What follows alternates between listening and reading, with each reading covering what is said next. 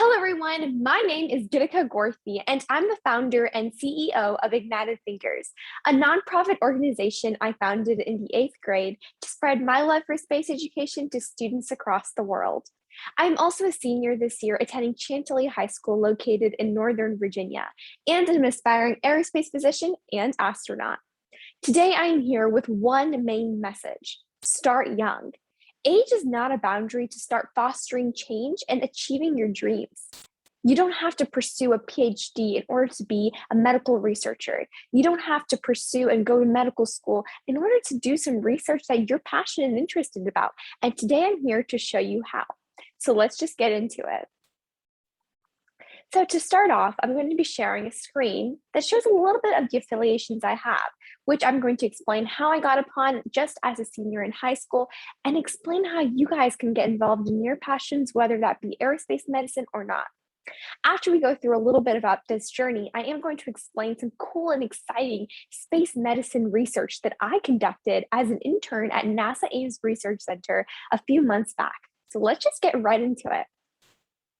So, who am I? Well, simply put, I'm a first generation student in America, and I have always been, a huge passion and advocate for education equity, whether it be being the Career and Technical Education Advisory Committee member in my county or advocating about education equity in space through Ignited Thinkers. I have really worked hard to bridge the gap in education. So how did I get involved in space and rocketry and everything? I'll get into that in a moment. But as you can see on the video that's playing right here on the screen, it shows I've always been interested in model rocketry. Actually, building and flying rockets is what got me into the space industry. It all started at a middle school tech ed class. Like most others, my passion really ignited by just seeing the rockets launching into the sky and trying to understand why and how it does that. After that summer, I slowly found myself trying to explore space further. Ever since a little girl, I've always been interested and fascinated by space, but I never viewed it as an attainable career or something that I could get into. But that tech ed class changed my perspective, and I joined a rocketry club in my middle school and truly got involved in the space industry. That summer, I actually applied randomly. I found a NASA program called the NASA Sisters Program at Goddard Center. And I honestly never heard of this program before. I just searched up NASA summer camp and I found it. And I applied for it, not expecting to get in, and the competitive program that it is. And for some reason, I did get in, and it was a life-changing experience. After that summer, I started realizing the space industry is so interdisciplinary. There's not one way you can really get involved in the industry, but multiple paths. And through the Sisters program, I really discovered space is something that I want to go into because it has huge space for me to grow, innovate, and be creative, which is what I love to do. And that summer afterwards, my parents and I were having a discussion together, and they were talking about how they didn't know space was like a real industry they could get into until, their late 30s when they started seeing all these like NASA, ISRO, European Space Agency, and all these companies. When they were younger kids in India, they did not know about these opportunities. And immediately the inner Girl Scout in me really came out, and I was all about let's change that.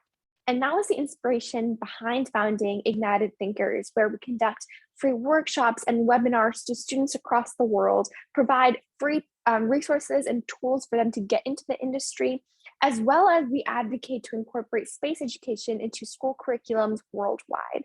And the change that we have made just in a few years is honestly amazing, and I can't wait to see it continue to grow and expand. But apart from Ignited Thinkers, which has been a huge part of who I am, I also have been interested in my own aerospace medicine research, which is where this conference really comes into play. Space has come through into my life, especially in middle school. But earlier, I've always been interested in biology and the human body and being like, oh, how does it work?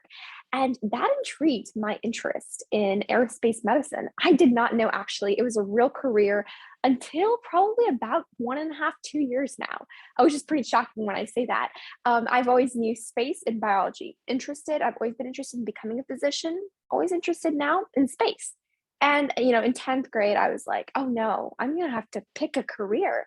And I was like, what do I pick? I love both equally. And randomly, I took that leap of faith and I simply searched up two words together that I loved into the Google search engine, which was space and medicine. And voila, I found that space medicine was a career. And yes, that was a little bit shocking at first, but now seeing the incredible work that's being done in the industry is absolutely mind blowing. And if you are viewing this video right now, you already got a head start by just getting into, understanding that aerospace medicine exists.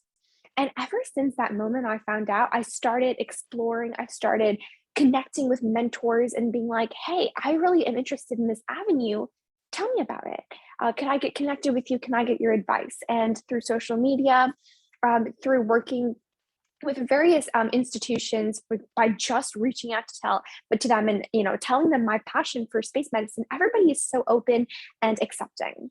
My first real experience in space medicine would have to be through the Baylor College of Medicine Space Medicine Center, where I worked on a manuscript with a few medical professionals there, and to write a manuscript on how space environmental factors, such as space radiation, impacts the human body, which I will talk about a little bit later in the presentation as I get into my passion for aerospace medicine.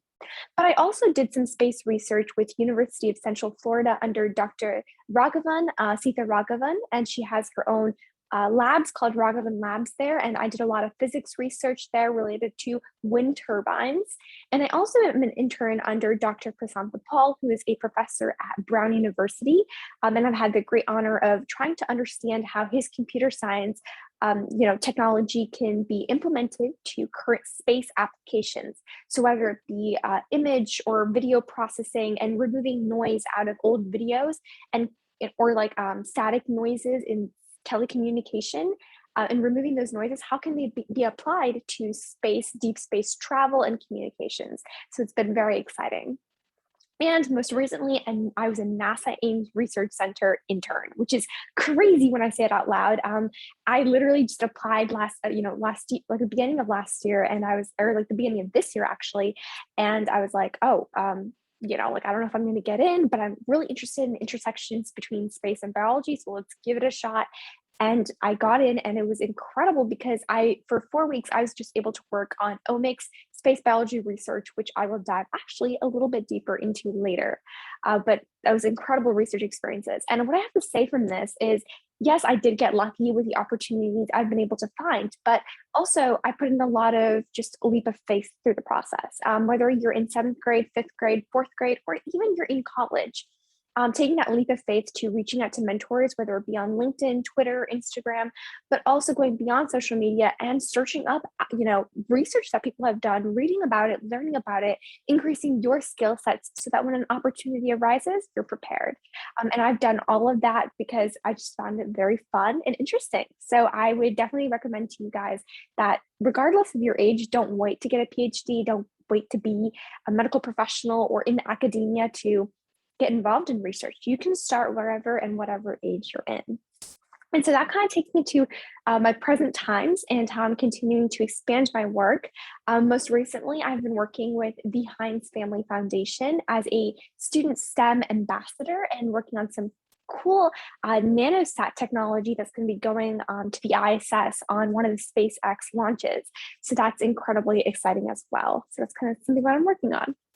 But kind of getting a little bit away from what my track and path was. And by the way, these are a few of the really cool pictures that I've taken through IgnitedThinkers, working with students, which is the highlight of my past few years. But also, most recently, I was a part of the event that Mrs. Christina Korp and the Heinz Family Foundation conducted. It was called Aim Higher. And in that event, I got to meet Dr. Sian Proctor, who just flew to space, which was extremely exciting because I too want to be an astronaut. And seeing such a diverse woman being represented was an incredible moment for, I'm sure, all of us. Before I get into the aerospace medicine factor of what excites me really, but I also want to really stress the point that space is accessible to all, and I've been working to make it accessible to all through IgnitedThinkers, and I've been working with various collaborators. As you can see here, if you're a young student who wants to start an organization, whether it be space related or not, or someone who wants to start a business, something for me, that's worked to get off like from the initial idea. Of course, I have a lot to do and grow, but just starting from the idea and moving it to actually something that works, something that is making change, could only be possible through collaborators, people that I've worked with. So I would say the number one thing to do is reach out, keep reaching out to tons and hundreds of people. And even if one or two respond back, consider it a huge win, because that's what I did. I would send countless emails to people, and I would literally be like, hey, I'm doing this. Would you like to collaborate? I love the work that you're doing. And here I am today with amazing organizations who support Ignited Thinkers. So really follow your passions. I know it's super cliche to say that, but it's true. It always works. And of course, remember the theme idea that age is not a boundary, and to start young. Really, no one's stopping you from doing anything. Age is certainly not a limit to achieve your goals and dreams and pursuits. So now let's get into the fun and exciting stuff, which is why you're part of this cool conference that they're hosting. It's all about aerospace medicine. So I'm going to first before I get into my research, for those who are kind of new to aerospace medicine, you might be questioning yourself, why is this important? The number of astronauts that go into space, very tiny percent. So why does space medicine really matter to humans here on Earth? Well, this research that we actually conduct in space on the astronauts, and cell biology research that is conducted, even that's happening right now on the ISS, is actually quite directly applicable to humans here on Earth. Think of it this way. When we take a space technology and we developed, for example, solar panels, which was invented in the space industry, if you didn't know, it was used to help the satellites go around Earth with solar energy, using solar energy, so that way it would have some form of continuous energy to power it without a limited amount of energy. And so solar panels were originally designed through the space industry for a space purpose. However, we're finding ourselves using solar panels here on Earth daily. It's a huge technological innovation to help reduce climate change and help protect our planet. Similarly, aerospace medicine research that we conduct on astronaut health, astronaut changes, and also the different organisms that travel to space for our own cell biology research, it actually helps us understand human bodies better here on Earth. We kind of take the conservative genes between, for example, a Drosophila, a common fruit fly, we take the genes that it has similar to humans and we kind of compare. Obviously we can't test a lot on humans, but we can test on more common short lifespan organisms, such as the common fruit flies. And so understanding these organisms better will allow us to understand the human body better in a different environment, an environment with no gravity, something that has one other variable taken out of the equation, which I think is mind-blowing and very exciting. And I'll get into this a little bit later as I talk about the research that I conducted at NASA Ames Research Center. But I also want to stress the point of something really common issue in medicine. When you go to space, because of the lack of gravity, astronauts currently now we have research and astronauts exercise in space, but before they did not. And they found that there was a huge bone density loss. And this actually will help us correlate into understanding bone density loss for older people here on Earth. Bone density loss on Earth takes ages and ages of time, and doing research is very long duration. But in space, bone density loss is a lot quicker and much shorter span. So we're able to understand better of why bone density loss occurs, or not only necessarily why, but what genes are involved, what cells are involved. And we can figure this out by analyzing which genes were upregulated in space compared to what's the normal standard here on Earth, or what genes were downregulated to what is considered the normal place here on Earth. So just kind of, experimenting, seeing the data change, analyzing the data, but also applying it into the human ortholog genes to understand the human body better, I think is what excites me the most. And hopefully that kind of gives you a better perspective on why aerospace medicine is actually important. And as you watch the other incredible scientists' videos and their research, it provides a bit of perspective for you. So now let's get into some of the research that I've conducted. So the title of my project, and I've worked with 2 other interns on this project, so it's definitely a very collaborative work because we had actually 1 week to conduct the research and 1 week to make the proposal. The first 2 weeks of the internship was basically learning about all of this material. But their project was called Finding the Beat, analyzing the role of actin on cardiac dysfunction in microgravity. And I'm going to break this down as we go on to how we came up with this question and the significance of it. So first off, our model organism that we used was a Drosophila, which is, again, a common fruit fly.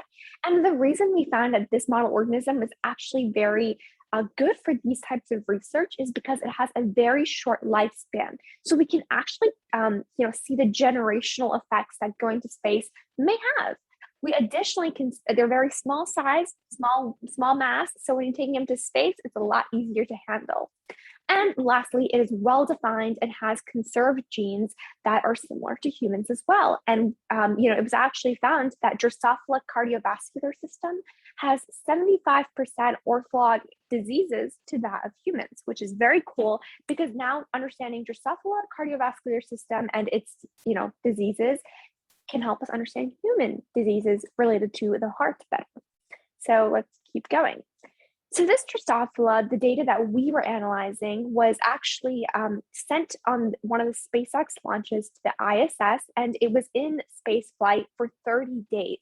So it was in the microgravity environment. It was potentially exposed to space radiation and various other space factors. However, the biggest thing here was microgravity that we analyzed when we saw our data. And the Drosophila that was tested, we specifically only tested its cardiovascular system to the heart tissue of the Drosophila. So just keep that in mind as we keep going. So that was the metadata that we analyzed.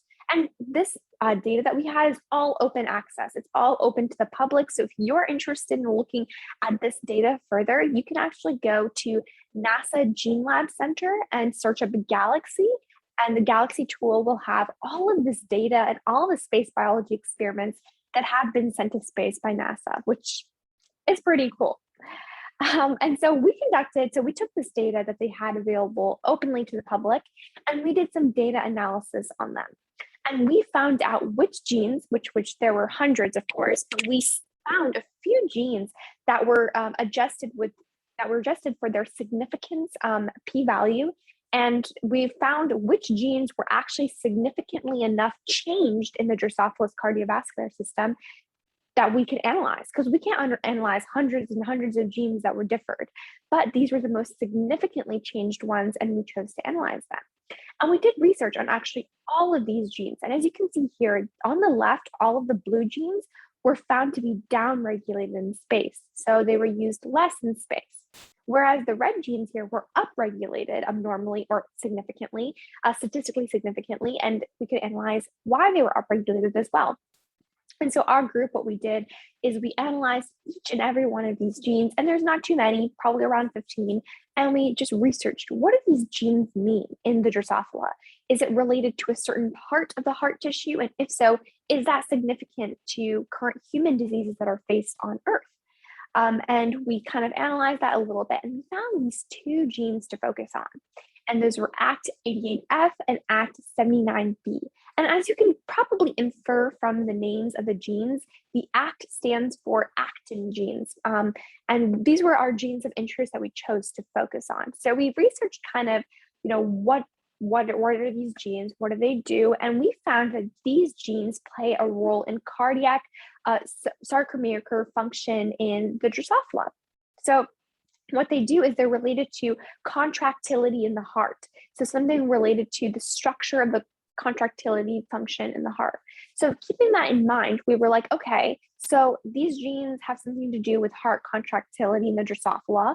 Are there human ortholog genes, meaning genes that are similar to those in humans, that we can analyze? And we found a gene called ACTB in the humans that played a similar role. And so we were like, this is cool. This is going to lead us somewhere. So these 2 genes we found behave differently in microgravity. So that means the human ortholog gene probably also behaves differently when it goes to space. So were there any impacts on the astronauts? And if so, how does that correlate into understanding human contractility here on Earth? So those are some of the questions that were running through our mind. And so while we were keeping those questions in mind, we also wanted to figure out these both are actin genes. Are they somehow related to each other? And we found that on Earth, when ACT88F or when ACT79B is downregulated, ACT88F actually upregulates and compensates for it. So they kind of have a balanced mutualistic relationship here on Earth. But in space, we can see that both of these are abnormally regulated. And so what impact does that have? We also found that the ACT88F gene can enable jump muscle function to activate itself.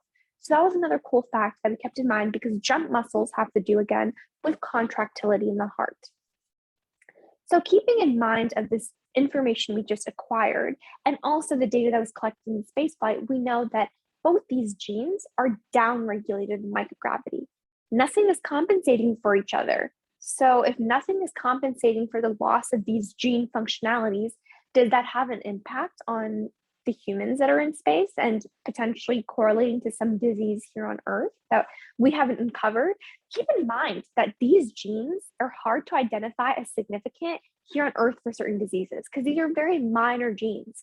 But in space, when they're without the element of gravity and they're not regulating properly, you're kind of brought to the attention like, oh, these genes may influence some cardiac disease function or some cardiac function we should look into because that could help us solve some cardiac diseases here on Earth. So that's just a thought to keep out there. And so we found that, another human ortholog gene to ACT88F and ACT79 was ACTG1. And this is the main human paralog in the cardiovascular system. So as I mentioned right here, ACTB gene, these are all orthologs to the human ACTB gene. And in the ACTB gene, ACTG1 specifically is the main human ortholog that has a similar function to the both actin genes on the Drosophila. So we chose to focus on this ACTG1 gene. So trying to summarize everything to make sure that we're all on the same page here is the past research has shown us that ACT88F compensates for ACT79B here on Earth. But in space, that compensation is not occurring. Additionally, the ACTG1, which is the human ortholog gene for ACT79B and ACT88F, are very similar in role. So do these genes somehow correlate to a certain heart disease is another question in mind. So the three main gaps that we found through this research and questions that we really wanted to analyze were, one, what happened when both of these genes are downregulated in space? Two, how is the gene ACTG1 affected by microgravity conditions? And lastly, what role does ACTG1 gene play in cardiac health and function? These are the three questions we kept in mind. And the hypothesis that we came up with the research that we did, reading multiple papers, we found that the hypothesis that we thought would happen was microgravity downregulates the key actin genes ACT88F and ACT79B, which is leading to reduced cardiac contractility and impaired cardiac function in space, but also correlating that to here back on Earth. So we were trying to see these genes, there's certain cardiovascular myopathic diseases that occur. We wanted to explore if this human ortholog gene, ACTG1, may have but a role in certain myopathic conditions we didn't actually explore before. So that was a cool intersection in my opinion. So we started kind of taking each gap and trying to find an aim for each one, which I put on the screen here. And we started to figure out what do we expect from each expectation, which I kind of covered in my hypothesis already. And like that, we did that for each aim. This was our aim 2, and this was our aim 2 expectation, which I already mentioned in my hypothesis. So feel free to pause the video if you'd like to read through it, but I think I've covered it. So just to kind of summarize, we wanted to create an experiment that can further analyze these gene relationships, understand why there's no compensation and if that can impact the human cardiovascular system, and analyze the human ortholog gene. And you can actually buy certain, like cell culture tissues, unlike various biosharing specimen, various biosharing specimen companies and also websites. So it's amazing how research can be conducted. Of course, it costs money, but this is like an option for you to explore if you're interested. And we want to, through these experiments, kind of understand what will happen, if once we conduct an experiment to analyze all of these genes, we want to be able to take it a step further and kind of look into the outlook. Like, why does our research matter? And of course, I feel like I've weaved through this through the presentation, but we really want to examine cardiac output in Drosophila and humans. We want to be able to unmask asymptomatic cardiovascular diseases. Like, does this ACTG1 gene play a role we didn't know before? Sometimes it's really hard. The human body is very complicated, and when you don't recognize a significant gene, you kind of look over it. But space biology kind of gives us a unique perspective to look in a different lens, which I greatly appreciate. And also, we want to understand, these highly conserved paralogs and homologs. There was another one that we mentioned earlier, ACT-B. There's various other homolog and ortholog genes that we like to further look into. However, ACT-G1 is the most specific and most related gene that we did find. But, another gene that we could look into in the future would be ACT-B and related genes as well.